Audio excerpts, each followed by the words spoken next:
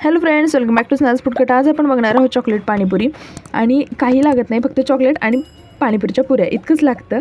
पण चॉकलेट वेगवेगळ्या प्रकारचे आपण याच्यामध्ये टाकणार आहोत. स्वीट पाणीपुरी खूप छान लागते ही, तर तुम्ही नक्की ट्राय करून बघा. मिल्क कंपाऊंड आणि डार्क कंपाऊंड याचं मिक्स करून असं मेल्ट करून घेतलेलं आहे डबल बॉइलिंग मेथडने. आणि त्याच्यामध्ये आपण हे ज्या पुऱ्या होत्या त्या सगळ्या बाजूने चॉकलेट लावून फ्रीजला सेट केला 10 मिनटं. हे चॉकलेट बघा खूप छान असे स्टोनसारखेच वाटतात, त्याचा आवाजही तुम्ही ऐकला असेल, म्हणून तुम्हाला मी मध्ये व्हिडिओच्या दाखवले, काहीतरी वेगळं वाटलं म्हणून.